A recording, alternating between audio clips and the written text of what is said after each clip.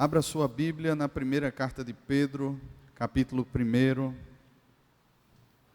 Primeira carta escrita pelo apóstolo Pedro, capítulo 1, a partir do versículo 3 até o versículo 9.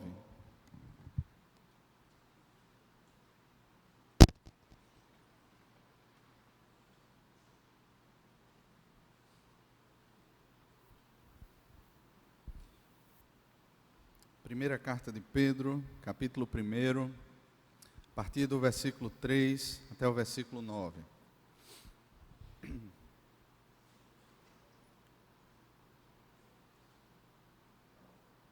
Nos diz assim a palavra do Senhor: Bendito Deus e Pai de nosso Senhor Jesus Cristo, que segundo a sua muita misericórdia nos regenerou para uma viva esperança, mediante a ressurreição de Jesus Cristo dentre os mortos, para uma herança incorruptível, sem mácula, imacessível, reservada nos céus para vós outros, que sois guardados pelo poder de Deus, mediante a fé, para a salvação preparada para revelar-se no último tempo. Nisso exultais, embora no presente, por breve tempo, se necessário, sejais contristados por várias provações, para que, uma vez confirmado o valor da vossa fé, muito mais preciosa do que o ouro perecível, mesmo apurado por fogo, redunde em louvor, glória e honra na revelação de Jesus Cristo, a quem não havendo visto amais, no qual não vendo agora, mas crendo, exultais com alegria indizível e cheia de glória, obtendo o fim da vossa fé, a salvação da vossa alma. Amém. Amém. Meus irmãos, se fizéssemos uma pergunta aqui, eu não preciso, né? Mas se de repente levantássemos essa pergunta: quantos aqui sofrem? Quantos aqui passam por tempos e por momentos de ansiedade? Quantos aqui de alguma forma estão preocupados? Quantos aqui são assaltados e tomados muitas vezes por vários sentimentos que de alguma maneira revelam para mim e para você que nós não temos o controle da história em nossas mãos, que nós não temos poder nenhum em nossas mãos? Quantas situações geram no nosso coração esse sentimento de fracasso, esse sentimento de desilusão, essa percepção de frustração e de que não somos tão bons quanto percebemos ou quanto de alguma forma nós cremos que poderíamos ser. Quantas vezes nós somos assaltados por sensações assim?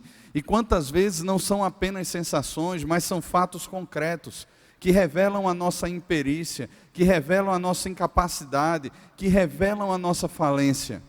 Muitas dessas situações são provocadas por nós mesmos, por escolhas erradas, por caminhos errados, por processos onde não ouvimos a palavra de Deus, não levamos em consideração aquilo que é vontade do Senhor, aquilo que Deus aponta na sua palavra como sendo critério de Deus para conduzir as nossas decisões, para abrir o coração e mostrar e revelar as motivações. E muitas vezes a gente colhe os frutos daquilo que a gente planta.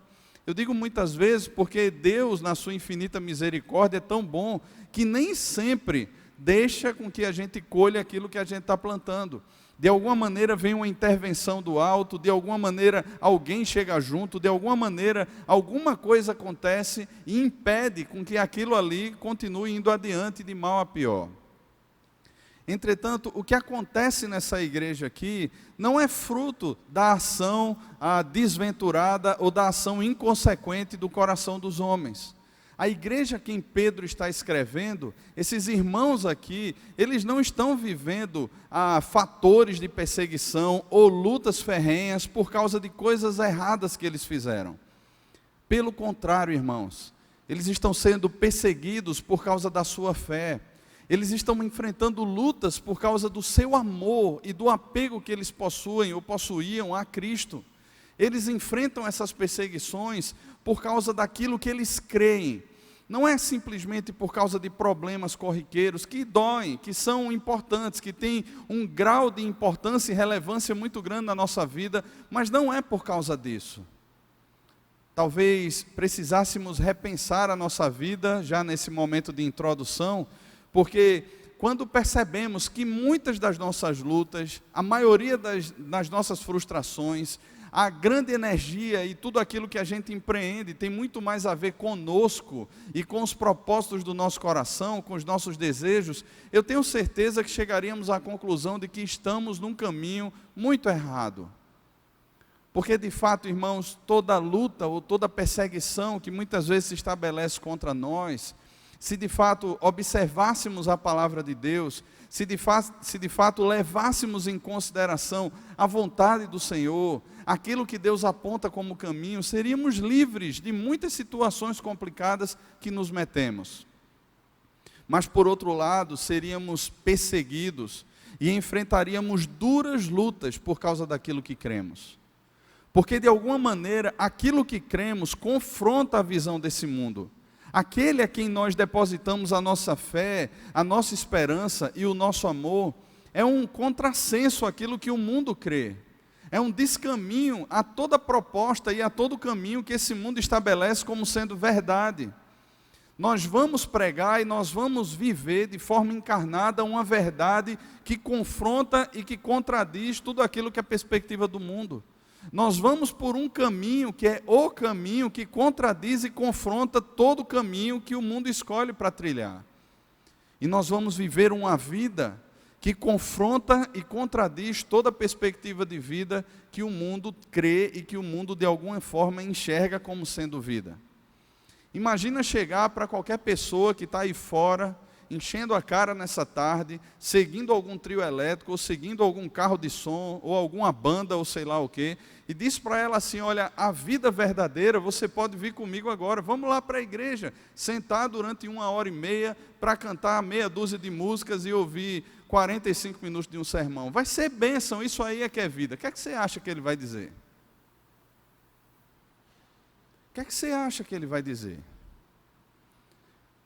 Mas a sensação que vem no coração daquele que está morto em delitos e pecados, e nós vivíamos assim no passado, a sensação não é só uma sensação de dizer assim, você está louco, mas existe algo que declara, existe algo muito mais forte, existe algo que confronta, num simples convite.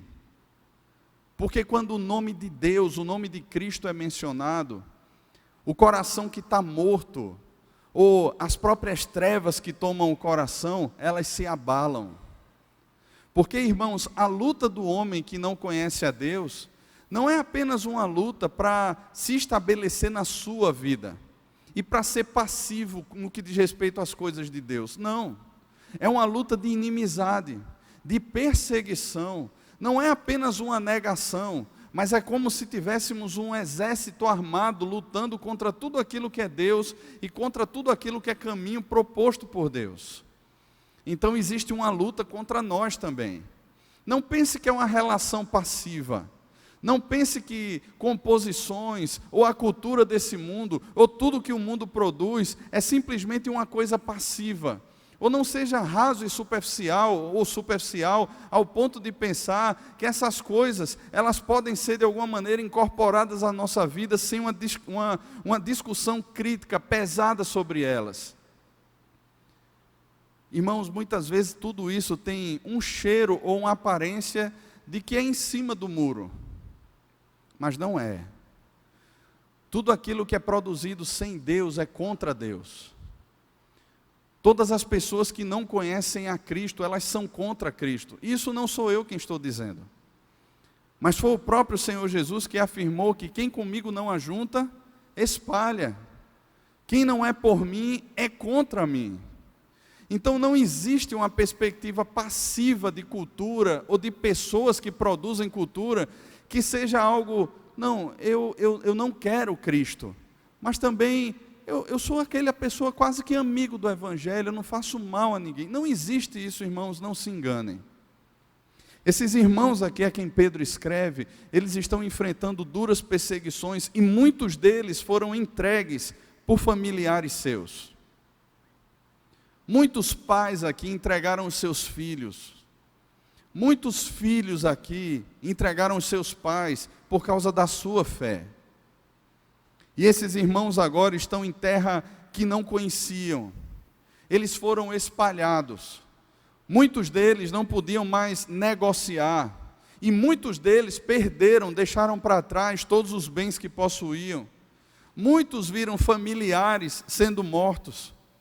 E eles estão agora espalhados por uma terra que muitos deles nem conheciam. Então, quando Pedro escreve essa primeira carta, Pedro está escrevendo essa carta não apenas para aqueles irmãos, mas para nós enquanto povo de Deus, para que tenhamos uma esperança que vai para além de qualquer expectativa que possamos ter nos nossos dias. Para que tenhamos uma esperança que está alicerçada não simplesmente numa melhora econômica ou no fim de um bloco de carnaval ou no fim do carnaval na nossa cidade, mas para que tenhamos uma esperança muito bem estabelecida e firmada no Senhor. Porque, irmãos, enquanto permanecermos aqui, enfrentaremos lutas e perseguições. E enquanto permanecermos aqui, precisamos ter a consciência de que somos peregrinos e forasteiros nessa terra. Ainda que você tenha um RG, ainda que você tenha um CPF, ainda que você tenha uma inscrição que diga para você, você é um cidadão brasileiro. Mas a partir do momento em que fomos conquistados pelo sangue de Cristo, fazemos parte sim de uma nação terrena, mas possuímos uma cidadania muito mais alta, muito mais elevada do que o seu RG, do que o meu RG pode dizer. Nós possuímos agora uma identidade, uma certeza que vai muito além do que qualquer perspectiva que alguém pode dizer sobre nós. Porque nós temos essa consciência bíblica que não são mais pessoas ou coisas que nos afirmam, mas que quem diz quem nós somos agora é o próprio Senhor Jesus, quem afirma a nossa identidade, quem afirma que nos ama, quem derramou o seu sangue por nós, quem nos alcançou naquela cruz, quem perdoou os nossos pecados, quem nos redimiu, quem nos fez nova criatura, quem nos deu a identidade de filhos, quem nos deu a identidade de redimidos, de amados, e fez promessa de que nada nos separaria do seu amor, foi o próprio Jesus. Irmãos, isso aqui que Pedro escreve para renovar a esperança daqueles irmãos. Quando nós olhamos os contextos aqui, que ele vai descrevendo na carta, de sofrimentos que aqueles irmãos enfrentavam, não eram coisas fáceis. Se os irmãos pularem aí ainda no capítulo 2, a partir do versículo 11, os irmãos encontrarão essa expressão. A partir do versículo 11 ele diz: amados, exorto-vos como peregrinos e forasteiros que sois, a vos absterdes das paixões carnais que fazem guerra contra a vossa alma, mantendo exemplar o vosso procedimento no meio dos gentios, para que naquilo que falam contra vós outros, como malfeitores, observando-vos em vossas boas obras, glorifiquem a Deus no dia da visitação. Veja que coisa interessante. Os gentios falam mal e perseguem os cristãos. Eles não estão simplesmente passivos. E nós sabemos aqui, irmãos, por todo o contexto histórico e até os nossos dias, que a igreja nunca foi algo que foi instigado, ou pessoas que foram instigadas a pegarem armas e a de alguma forma lutarem pela sua vida e lutarem por sua fé como o mundo luta.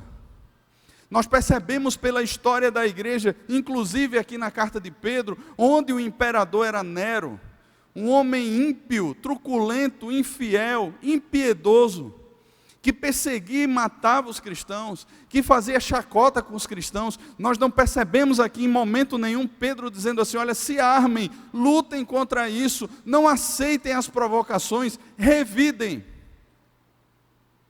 Pelo contrário, não andem como andam os gentios.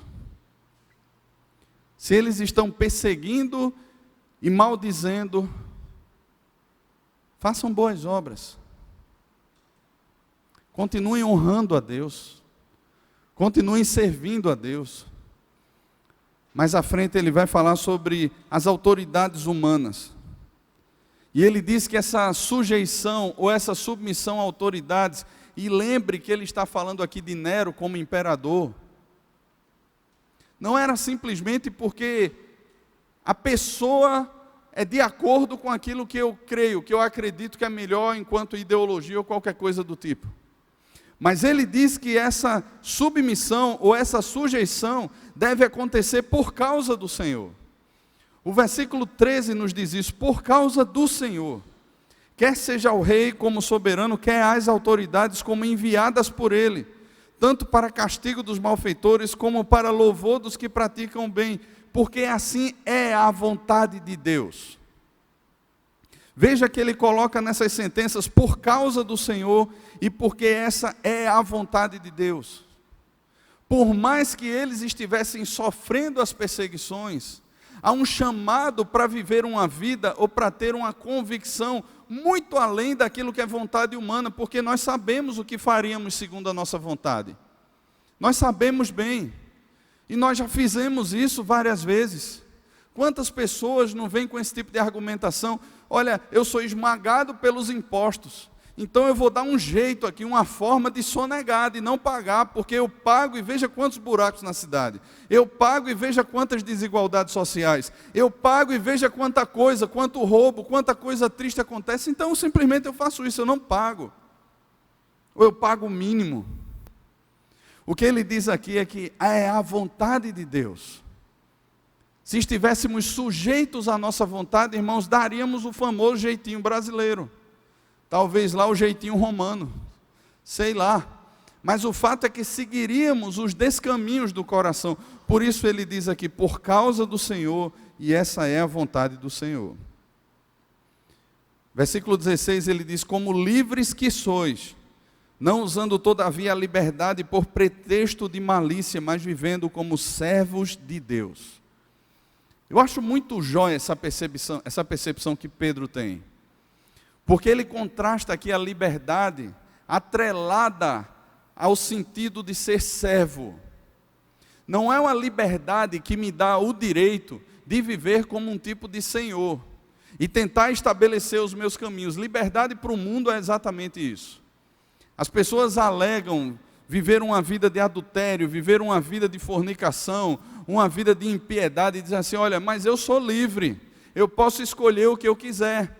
De repente agora essa pessoa não me serve mais, eu sou livre para não ficar casado com ela, vou lá, me divorcio e vou viver minha vida, porque o que importa são os meus sentimentos, o que importa é a minha vontade, e alegam ser isso liberdade. Entretanto, o contexto e o que Pedro está nos ensinando aqui, é que essa liberdade nos leva a viver como servos de Deus. E o que é um servo? A palavra servo aqui, ou doulos, é um sentido de escravo. É alguém que é o servo mais barato ou mais baixo de uma casa. É alguém que está ali para servir, porque ele sabe, ele tem a sua consciência de que ele possui um Senhor sobre ele. Então, a sua liberdade é para servir. A sua liberdade não é para viver a vida segundo a sua vontade, porque o servo percebe que a sua vontade agora é agradar a vontade do seu Senhor, e não mais a sua vontade. E é interessante, irmãos, porque nisso constitui-se a verdadeira liberdade em Cristo. Porque como servos, nós voltamos ao propósito original da criação. Nós não fomos criados para ser senhores. Você não foi criado para ser autônomo, eu não fui criado para ser autônomo. A nossa autonomia, ou essa falsa percepção de autonomia que muitas vezes se tem, é uma afronta ao ser de Deus. É uma afronta à criação de Deus, porque Deus nos criou para sermos imagem dEle. Nossa forma, nossa essência, aquilo que é mais radical em nós, nós fomos criados para refletir ao Senhor. E a partir do momento em que pensamos ser alguma coisa para além daquilo que de fato somos, nós estamos afrontando a criação de Deus. Nós estamos afrontando o próprio Deus, dizendo assim, olha, você poderia ter feito algo melhor. Eu criei na mentira da serpente, eu posso ser Deus. Eu sou Deus. Eu sou soberano. Eu tenho vontade, eu tenho imagem própria. Não preciso de você, nem preciso refletir você. Vou fazer um trato com você, eu vou lá na igreja no domingo. Eu chego lá, eu dou o dízimo, eu participo de alguma coisa e a gente fica em paz. Beleza, Deus? Deus não cai nessa, irmãos.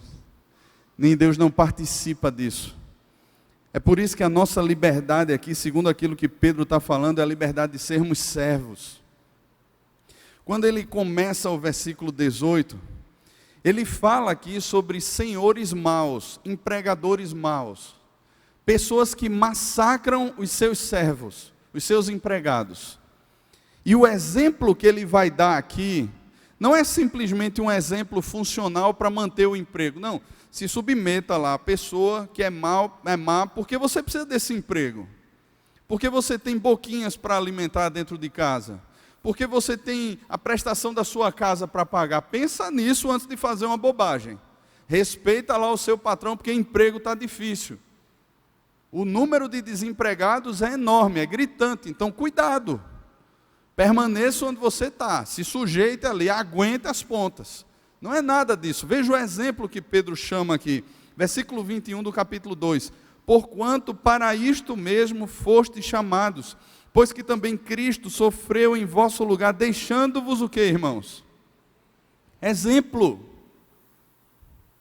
Deixando-vos exemplo para seguirdes os seus passos, o qual não cometeu pecado, nem dolo algum se achou em sua boca, pois quando ultrajado não revidava com o traje, quando maltratado não fazia ameaças, mas entregava-se àquele que julga retamente, carregando ele mesmo em seu corpo sobre o madeiro os nossos pecados, para que nós, mortos para os pecados, vivamos para a justiça, por suas chagas fostes sarados. A partir do capítulo 3, ele passa a falar agora sobre mulheres que sofrem na mão do marido. Quando ele usa o termo aqui, vós igualmente mulheres, ele conecta todo o contexto anterior. Ele fala sobre um imperador mau, sobre patrões maus, e agora ele fala sobre maridos maus. Mas o que ele vai mostrar aqui nesse texto, não é apenas que a mulher deve exercer o seu papel, e ser submissa porque tem que ser submissa. Mas ele chama a submissão da mulher aqui, no versículo 2, a observar o vosso honesto comportamento cheio de temor. Seja, o versículo 4, seja porém o homem interior do coração unido ao incorruptível traje de um espírito manso e tranquilo, que é de grande valor diante de Deus. Ou seja, o que ele está apontando aqui, é que as mulheres desempenham esse papel, não como sendo uma simples ordenança, você tem que ser porque tem que ser. Mas o que ele aponta aqui é que existe um espírito manso, existe um espírito ordeiro no coração, existe alguém que sabe quem é em Cristo. Existe alguém que passa a enxergar a sua vida aqui em Cristo e não mais fora de Cristo. Não é uma submissão porque de repente, meu Deus, o que é que eu vou fazer se eu perder esse homem? Não é uma idolatria do tipo, não, porque ele é o amor da minha vida e eu aguento qualquer coisa, não. Mas ela passa por todas essas adversidades, ela passa por todas essas circunstâncias más, porque ela está olhando para Cristo. Ela tem sobre ela o exemplo de Cristo. E mesmo vivendo ou experimentando dentro do lar, tudo aquilo que ela nunca esperou, tudo aquilo que nunca foi expectativa dela, ela se sujeita, por causa de Cristo. Da mesma forma ele trata os maridos a partir do versículo 7. E sabe, irmãos, tanto na relação da mulher para com o marido, ou do marido para com a mulher, ou nas relações de trabalho, ou nas nossas relações com as autoridades constituídas sobre nós, todo o exemplo que nos é dado é o exemplo de Cristo. Nós somos chamados, irmãos, em Cristo para sermos servos. Se os irmãos voltarem aí à página, talvez aí, o versículo 9 do capítulo 2, Pedro faz questão de dizer quem nós somos. Ele faz questão de revelar para nós a nossa identidade, para que de alguma maneira a gente não pense que tem que fazer porque simplesmente tem que fazer, mas as execuções, o comportamento da mulher, o comportamento do marido, o comportamento no trabalho, o comportamento com as autoridades superiores ou qualquer outra instância, ela vem disso aqui. Ela vem porque primeiro alguém olhou um dia para nós e nos resgatou. E agora essa vida que foi resgatada, ela tem que ser coerente com aquele que a resgatou. Veja o que Pedro diz sobre mim e sobre você. Versículo 9, versículo 10. Vós, porém, sois raça eleita, sacerdócio real, nação santa, povo de propriedade exclusiva de Deus, a fim de proclamardes as virtudes daquele que vos chamou das trevas para a sua maravilhosa luz. Vós sim, que antes não erais povo, mas agora sois povo de Deus, que não tinhas alcançado misericórdia, mas agora alcançaste misericórdia. Esse aqui sou eu e esse aqui é você, se de fato estamos em Cristo. Ele podia dizer assim, vós sois cidadãos romanos, ainda que não sejais, nossa, estou sabendo usar os verbos bonitinhos, ainda que não sejais romanos, mas porque o império romano domina sobre vós, vós sois cidadãos romanos. Não é isso que Pedro diz. Vocês são raça eleita, sacerdócio real, nação santa, povo de propriedade exclusiva de Deus. Vocês foram tirados de um uso comum. Vocês foram separados do império das trevas para o reino do Filho do seu amor, no qual temos a redenção, a remissão dos nossos pecados. Vocês não são como qualquer recifense. Vocês não são como qualquer brasileiros. Então parem de desejar aquilo que não pertence mais a você. Pare de alguma forma se agarrar com aquilo que Deus já libertou você. Pare de querer voltar para a lama, você que já foi lavado dessa lama. Seja coerente com aquilo que você é em Cristo. Agora pensa isso nesse contexto aqui. Pessoas que estão enfrentando perseguições, irmãos, as perseguições que nós enfrentamos nos nossos dias, claro, elas geram sofrimento, mas elas são muito mais perseguições filosóficas. Tirando os sofrimentos que nós enfrentamos, né, de doenças, de separações, de traições, mas a maior parte das perseguições que enfrentamos são perseguições filosóficas. Essas aqui, irmãos, isso aqui é espada batendo na porta de casa. Isso aqui é um exército batendo na porta da sua casa e dizendo assim: olha, a quem você serve? Confessa aqui que César é o Senhor. E a galera está dizendo: Jesus é o Senhor. E por causa disso eles não estão apenas sendo demitidos, mas por causa disso eles vão para as fogueiras. Por causa disso eles são acesos como tochas nas ruas de Roma. Por causa disso eles sofrem perseguições e veem muitos familiares seus sendo executados. Não é brincar de ser crente. Não é uma historinha de faz de conta, mas é a mais dura realidade, irmãos. Só que essa mesma realidade nós vivemos nos nossos dias. E de forma muito mais tecnológica e disfarçada, o diabo se apresenta para mim e para você. E nos chama a ter outros senhores sobre nós. E para sabermos quem são os nossos senhores é muito simples. Pegue a sua agenda e comece a olhar quem é a grande prioridade da sua agenda. A quem você tem servido. Quem é o Senhor do seu tempo. Como você tem administrado as suas riquezas. Como você administra a sua família. Quem é o instrutor no que diz respeito à criação dos seus filhos. A quem você entrega ou de que forma você terceiriza a instrução sobre o seu casamento. Quem tem enchido o seu coração. Quem tem enchido a sua mente. Em Filipenses, quando Paulo trata sobre essa questão de preocupações e ansiedade, se você puder abrir a sua Bíblia na carta de Paulo aos Filipenses, no capítulo 4, Paulo fala aqui sobre algo que para a gente é corriqueiro. Duas mulheres na igreja, Evódia e Sintique. O que fica claro aqui para a gente é que elas discordavam.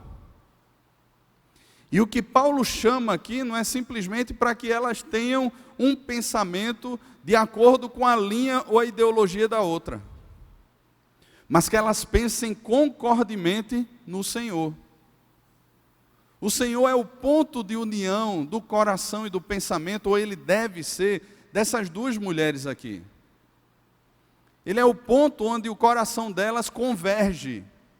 Não é simplesmente o que eu penso sobre política, o que eu penso sobre trabalho, o que eu penso sobre família, e aí eu vou procurar as pessoas que são afins a isso. Não.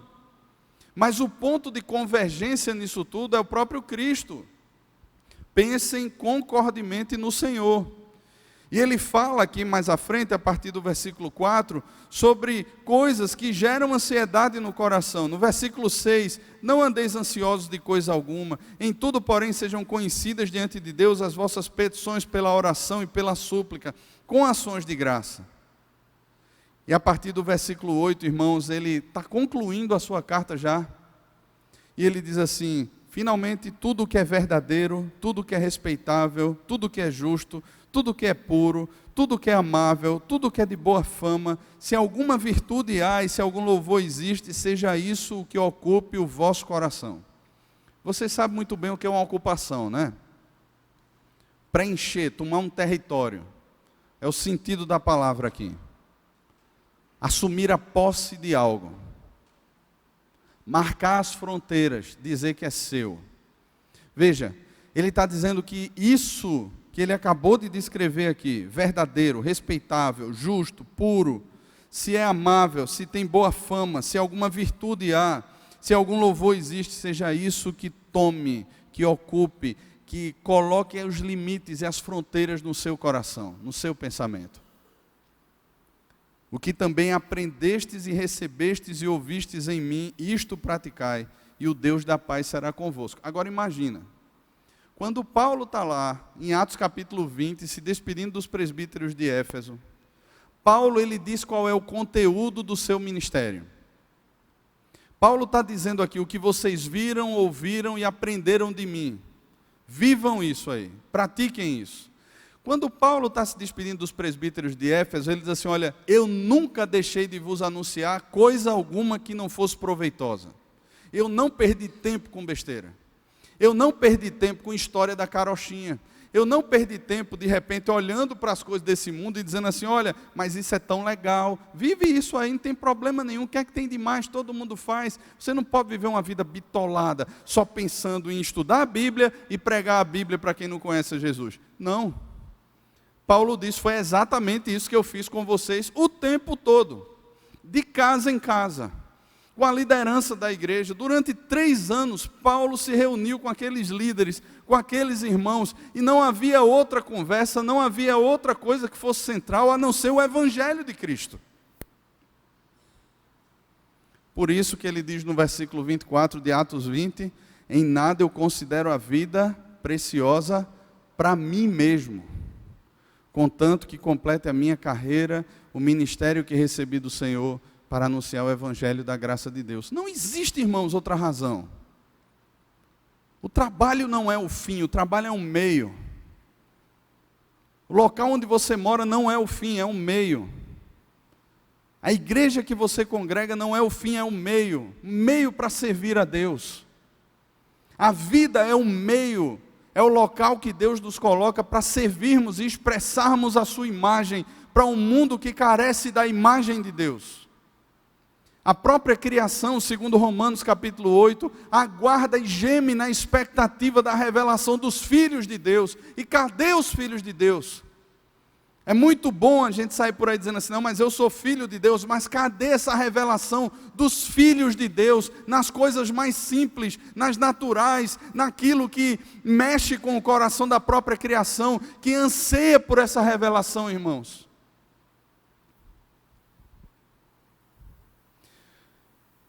Três coisas que Pedro afirma aqui na sua carta. Primeiro, do versículo 3, a partir do versículo 3 até o versículo 5, ele dá graças a Deus pela nova vida conquistada por Cristo para aqueles irmãos. Ele diz que por meio da ressurreição de Cristo dentre os mortos, Deus nos regenerou para uma viva esperança. Ele diz no versículo 4 que nós recebemos uma herança, ou essa salvação, ela foi para uma herança que não se corrompe, que não desvanece, que é imacessível e que é reservada ou que está guardada nos céus para os santos. Não é simplesmente os tesouros que nós perdemos aqui na terra, não são simplesmente os tesouros. Não é simplesmente a luta do emprego que é perdido aqui, as casas que são perdidas aqui, familiares que morrem aqui. O que Pedro está dizendo é que existe um tesouro que não desvanece. Existe um tesouro que não se corrompe e ele está reservado nos céus. Esse é o verdadeiro banco da fé, irmãos. Não é algo que a gente dá aqui para receber aqui mesmo. Quando você olha a galeria da fé de Hebreus capítulo 11, você não percebe ali homens que receberam nesse mundo, pelo contrário, eles perderam tudo por causa da sua fé. O próprio Abraão, que foi se tornando rico à medida que caminhava, ele peregrinava na terra da promessa como que em terra alheia. Ele não considerava as riquezas desse mundo, ele não considerava a própria terra que Deus havia prometido como sendo o ponto final. Moisés abriu mão de tudo aquilo que era riqueza, tudo aquilo que era pompa no Egito.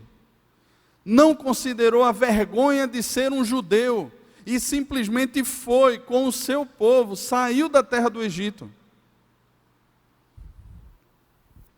Por causa da fé.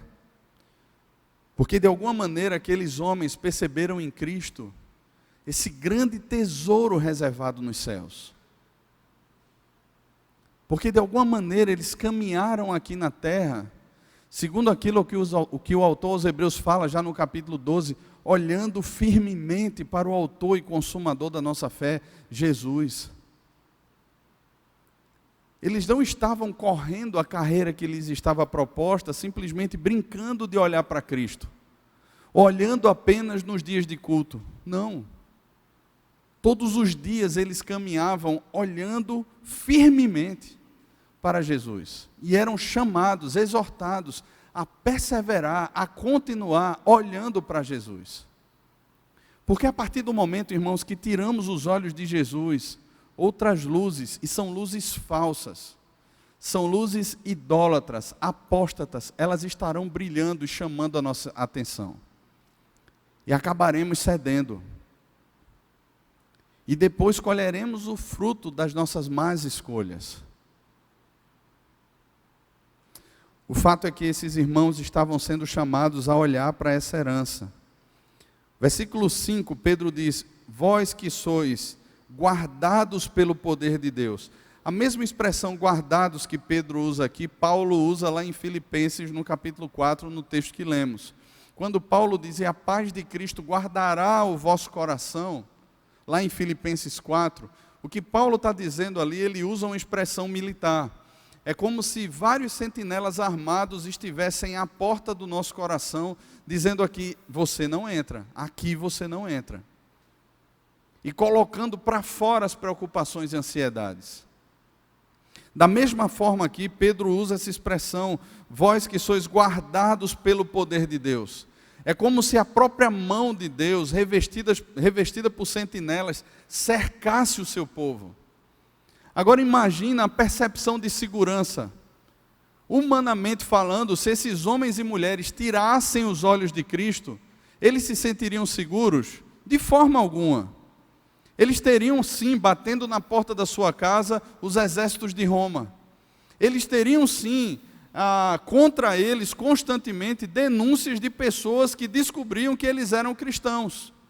Eles jamais poderiam se sentir seguros se eles tirassem os olhos de Cristo. Mas o fato de serem instruídos pela palavra de Deus, a perceber que o poder do próprio Deus, por meio da fé, guardava aqueles irmãos, trazia segurança para o coração deles. Não é simplesmente nós sentirmos uma segurança econômica, não é simplesmente nós percebermos uma segurança porque temos policiamento nas ruas, não são essas coisas. Mas é muito mais do que isso, é para além disso, é sem nenhuma segurança econômica, ou segurança pública, ou qualquer coisa nesse sentido, eu me sinto guardado no poder de Deus. Eu me sinto protegido e cuidado por Deus. E eu tenho paz. É isso que Pedro está afirmando, irmãos. Irmãos, o próprio apóstolo Pedro, nesse tempo, enfrentava perseguições. Ele escreve essa carta lá do miolo, do centro do Império Romano. Cerca de 4 anos depois, Pedro foi martirizado. 4 anos depois de ter escrito essa carta, ele foi martirizado. Mas ao mesmo tempo, ele tem essa consciência, irmãos, de que ele é guardado no poder de Deus. Que Deus coloca a sua mão sobre ele, como Davi afirma no Salmo 139, a tua mão me cerca, tu me cercas por trás e por diante, e sobre mim pões a tua mão. Se subo aos mais altos céus, lá estás, mas se eu fizer a minha cama no meio do inferno, ainda lá a tua mão há de me guiar e a tua destra me suster. Irmãos, isso é tremendo. Porque em meio às perdas, Em meio àquilo que enfrentamos, nós podemos ter essa convicção, irmãos, de que nós somos guardados pelo Senhor. Não é simplesmente um recurso que vem e salva você. Mas ainda que ele não venha, Deus está guardando você. Ainda que a doença se estabeleça e vá de mal a pior, Deus está guardando você. E você vai desfrutar desse tesouro que é Cristo, que foi dado a você por meio da fé. A partir do versículo 6, ele diz então aqui, ele fala sobre outro ponto. Veja, ele não diz assim, vocês exultem agora nos livramentos. Vocês passem a exultar agora, porque as coisas vão melhorar. Mas ele diz, nisso exultais. Nisso o quê? Em toda essa salvação que foi preparada por Deus e revelada em Cristo Jesus. Nela está a nossa exultação. Não é numa melhora financeira, não é na restauração do casamento em si, ainda que essas coisas possam ser boas, mas não são nessas coisas que o nosso coração deve estar firmado, não são nessas coisas que de repente a nossa fé deve estar firmada, mas ele diz, nisso na obra de Cristo exultais. E quantas vezes, irmãos, nós ouvimos sobre a obra de Cristo, nós participamos da ceia do Senhor, nós ficamos muitas vezes até emocionados em meio a louvores, mas nós não temos essa exultação diária. É como se o culto fosse para nós a nossa vida de fé. É como se o culto para nós fosse tudo, nesse sentido, olha, é a vitamina ou o combustível que eu tomo que abastece para rodar a semana inteira, e não é, irmãos. Essa exultação é algo que acontece a todo instante, é no meio do trânsito caótico, é no meio das dificuldades dentro de casa, é no meio das provações, é no meio das perseguições, é no meio das traições, é no meio das perdas, que nós, para além daquilo que estamos vivendo, visualizamos a obra de Cristo e exultamos pela certeza de que Ele conquistou meu coração e que eu sou dele para sempre. É isso que deveria gerar no nosso coração, e é essa a forma de Pedro cuidar e pastorear daquela igreja. Ele não chega de forma pragmática dizendo assim, olha, faça isso, isso e isso que as coisas vão melhorar. Procure um novo emprego, saia disso. Não, irmão, essas coisas podem acontecer, mas não é essa a essência da coisa. Porque ainda que tudo isso melhore, a gente pode ir simplesmente de mal a pior. E muito mais do que as coisas darem certo. O propósito maior de Deus é que o nosso coração dê certo, e o nosso coração só dá certo em Cristo. Quando a gente olha para a obra de Cristo, quando a gente olha para o caráter de Cristo, e tudo isso passa a tomar o nosso coração, e encher o nosso coração dessa alegria indizível. Veja, nisso exultais, embora no presente, o contexto de vocês, por breve tempo, se necessário, sejais contristados por várias provações, para que uma vez confirmado o valor da vossa fé, muito mais preciosa do que o ouro perecível, mesmo apurado por fogo, redunde em louvor, glória e honra na revelação de Cristo. Irmãos, é como se Pedro estivesse dizendo assim, olha, eu sei que vocês estão sofrendo, mas é por pouco tempo. Eu não sei se vocês assistiram aquele filme, Paulo, o Apóstolo, acho que foi lançado há uns 2 anos atrás. Existe uma cena ali que marcou demais. Lucas está com um grupo de cristãos, existem crianças ali, e eles vão ser lançados na arena para serem devorados por animais. Existe uma outra cena que está acontecendo, que é a filha lá de um capitão, de alguém que é o líder lá da prisão, que está passando mal. E aí mandam chamar Lucas. Mas enquanto Lucas não vem, ele presencia lá um fato, isso tudo é filme, viu, irmãos? Não está na palavra de Deus, mas lá Lucas presencia um fato. Uma criança que chega para o seu pai. Os animais ferozes estão lá rugindo, com fome, esperando para devorar aqueles homens e mulheres e crianças. E a menininha olha para o seu pai e diz assim, papai, vai doer? Rapaz, quando eu vi aquela cena ali, sabe de quem eu lembrei? Dos meus filhos. Eu fiquei me colocando como pai naquela situação. A minha filha olhando para mim naquele momento e perguntando assim, papai, vai doer? E eu saber que daqui a pouco um animal selvagem vai dilacerar um braço dela, vai pegar uma perna dela e partir, vai arrancar o intestino, vai tirar a vida dela. O que é que você responderia, irmãos?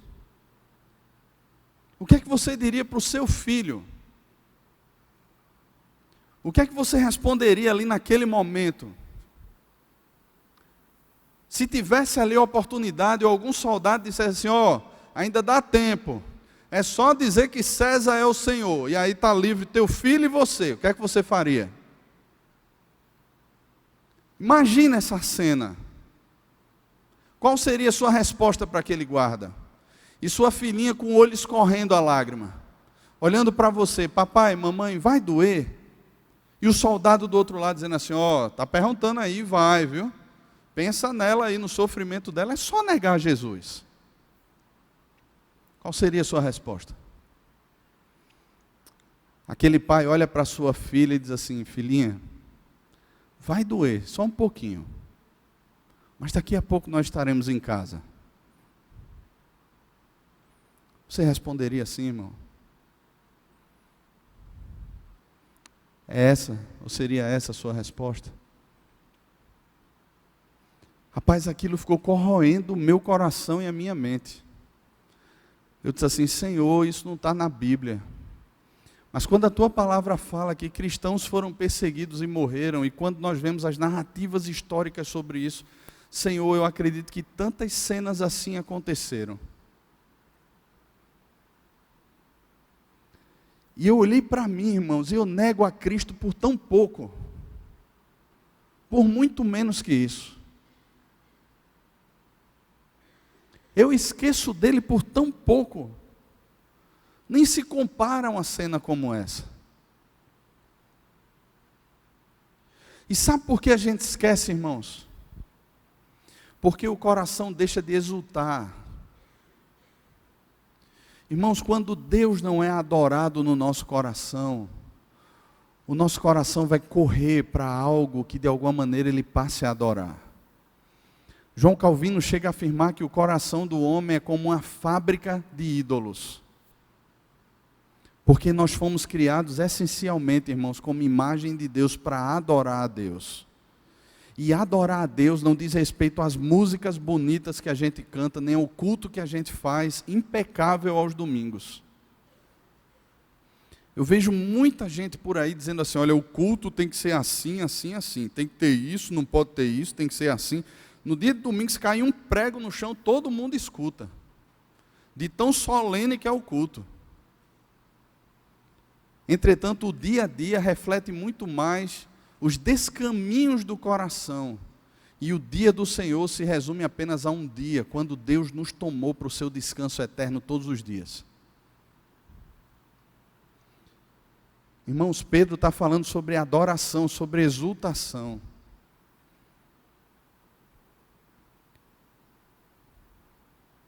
A partir do versículo 8, versículo 9, finalizando, ele fala sobre quem é Cristo. E diferente dele, que viu Cristo, que andou com Jesus, aqueles irmãos ali não conheceram pessoalmente a Cristo, não tocaram em Jesus. E ele fala de Jesus dizendo assim, a quem não havendo visto, há mais, no qual não vendo, agora, mas crendo, exultais com alegria indizível e cheia de glória, obtendo o fim da vossa fé, a salvação da vossa alma. O que ele fala aqui é sobre essa expectativa, irmãos. Ainda que você não esteja vendo agora, mas você espera ver. Ainda que você não tenha tocado, mas você espera tocar. Essa é uma alegria indizível, que não tem como se traduzir, e cheia de glória. Eu fico pensando nesse tipo de alegria. Nós temos muitas alegrias. Alegria de casar, alegria de ter filhos, alegria quando vem um novo emprego, alegria de participar da vida da igreja, alegria de participar de um ministério. Mas o que ele fala aqui é de uma alegria que não se pode mensurar, não se tem como contabilizar. É como aqueles números astronômicos que às vezes os filhos da gente lançam diante da gente. Eu lembro quando, acho que todo mundo passou por isso, né? Filho pequeno, aquele negócio assim, meu amor por você dá não sei quantas voltas na lua e volta. O meu amor por você vai até não sei onde e volta, roda o universo todo, aí um quer ganhar do outro. E a gente nem sabe a distância certa disso. Mas muitas vezes os estudiosos conseguem mensurar essas distâncias. Não sei quantos 1000 anos-luz. Mas o que ele fala aqui é de algo que não se pode mensurar. Não existem números para isso. Não existe uma contabilidade exata para essa alegria. Não é algo como, de repente, eu possa chegar para você e dizer assim, olha, a alegria que eu estou sentindo é como a alegria de repente, ter um filho. É a alegria como você sente quando escuta o coraçãozinho batendo pela primeira vez lá na ultrassom. É a alegria do primeiro beijo. Essa alegria não tem como mensurar. Não tem como a gente traduzir. Às vezes a gente conversa com pessoas, né, que viveram algumas experiências com Cristo, que a gente considera como extraordinárias. E a gente começa a conversar com essas pessoas e diz assim, mas como é isso? Como é a sensação de acontecer isso com você? De repente você estar orando e ser tomado por Deus ali no meio daquela oração. Como foi esse êxtase? Como foi isso aí? E a pessoa diz assim, olha, foi algo que me tomou de forma tão poderosa, eu não tenho como explicar. Eu não tenho como mensurar isso aí. Agora imagina, algo assim, que experimentamos como conta-gotas, sendo experimentado, sendo vivido de forma constante. Porque o sentido que ele coloca aqui é um sentido constante de vida. Aí você diz assim, mas isso pode ser experimentado? Aquele meu momento de êxtase com Deus, ele pode ser experimentado? Pedro está dizendo assim, pode.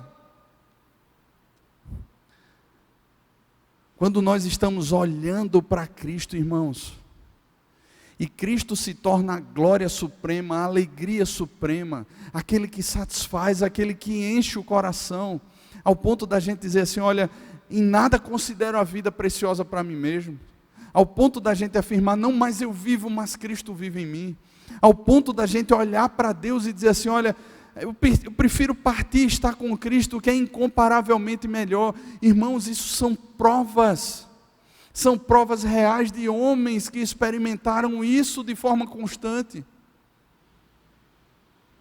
Não importava mais, olha, eu aprendi a viver contente em toda e qualquer situação.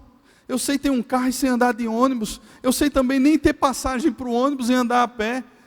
Olha, esses homens experimentaram tudo isso, irmãos, quando Paulo afirma no final da carta aos Filipenses sobre essa alegria indizível. E Filipenses, essa carta da alegria, quando Paulo trata sobre isso, ele fala, irmãos, sobre essa completude, essa satisfação em Cristo. Que bênção que a oferta da igreja chegou, mas se não chegasse, eu aprendi a viver contente, satisfeito em toda e qualquer situação, porque essa alegria que Pedro afirma aqui, tomava conta também do coração de Paulo, e pode ser vivenciada por mim e por você. Irmãos, quando nós olhamos a obra de Cristo e percebemos quão miseráveis nós éramos, e que tínhamos toda a justiça de Deus para sermos condenados para o inferno, e fomos salvos por meio da graça de Cristo Jesus, inseridos na família de Deus, nos tornamos co-herdeiros de todas as coisas por meio de Cristo. Olhamos essa obra maravilhosa do Senhor Jesus, irmãos, o nosso coração ele é tomado por essa alegria. Eu não preciso de mais nada. Eu não preciso de mais nada. Não vou fazer isso com Fá, não. Mas lembra aquela música, né? Se Deus fizer, Ele é Deus. E se Ele não fizer? Se a porta abrir? Se fechar? Continua sendo Deus. Porque não depende mais das circunstâncias. Porque eu estou olhando para Deus. Eu estou enxergando a Cristo. E o meu coração está desfrutando dessa alegria. Eu sei quem eu sou em Cristo. Eu sei quem Ele é para mim. Eu não preciso de Nero mudando lá as perspectivas dele sobre os cristãos. Eu não preciso de uma esposa ou de um marido que mude lá o comportamento dentro de casa. Eu não preciso de um patrão melhor. Eu tenho a Cristo. É isso que Pedro está dizendo. É essa viva esperança que Pedro aponta aqui nessa carta. E é exatamente isso que ele crê, que é o poder de Deus para transformar o nosso coração em meio aos dias maus. Amém, irmãos? Você está sofrendo? Você passa por ansiedades, por lutas, por provações. Há um chamado da palavra de Deus. Olhe para Cristo. Se alegre nos feitos do Senhor Jesus, na obra de Cristo. Ele é o seu pai, Ele é o seu marido, Ele é aquele que cuida de você, Ele é aquele que alegra o seu coração, é aquele que guarda você, Ele é aquele que nos satisfaz plenamente. Nós não precisamos de mais nada, nós já temos o autor e consumador da nossa fé, e somos chamados a caminhar olhando para Ele todo o tempo. Vamos orar? Feche os seus olhos, curve a sua cabeça.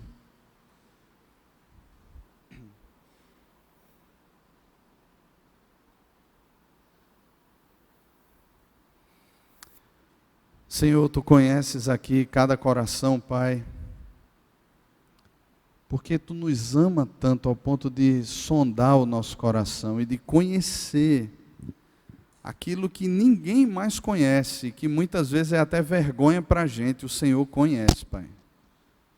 E o Senhor não se envergonha de nós. Senhor, obrigado porque o Senhor não desiste, nem jamais desistirá do Teu povo, Pai. E eu peço, Pai, que o Teu povo nem desista de olhar para o Senhor e de ter no Senhor o seu eterno e maior tesouro e bem. Senhor, que sejamos tomados por toda a plenitude do amor de Cristo que excede todo entendimento. Senhor, que possamos conhecer as profundezas desse Teu amor que é tão grande. Que prossigamos em conhecer, como nós cantamos aqui nessa tarde, esse Teu amor, Senhor, que excede todo entendimento. Que guarda o nosso coração, que põe essas mãos abençoadoras sobre nós e nos protege, que garante a nossa salvação, que garante que chegaremos até o dia final e que gozaremos para sempre essa nova vida com o Senhor Jesus. Ó Senhor, nada mais importa a não ser o Senhor, Pai. Ensina-nos, Pai, a nos contentarmos contigo, a nos satisfazermos no Senhor e a desfrutarmos dessa alegria que não pode ser mensurada, que não pode ser contabilizada, que é indizível, Senhor, e que retrata esse eterno peso da Tua glória sobre nós. Ó, toma-nos, Senhor. Senhor, a gente vê tanta gente nesses dias falando sobre a alegria, que estão vivendo uma verdadeira alegria, mas Senhor, isso é tudo mentira, Pai, porque não há alegria verdadeira e não há verdade alguma, nem vida alguma fora do Senhor. Mas nos leva, Senhor, a Te buscar de tal modo que a gente possa Te encontrar e ter uma alegria indizível em nosso coração todos os dias. Senhor, nós somos chamados para ser o povo mais satisfeito dessa terra, a nação mais feliz dessa terra, não por causa das circunstâncias, mas por causa do grande Deus que nós temos.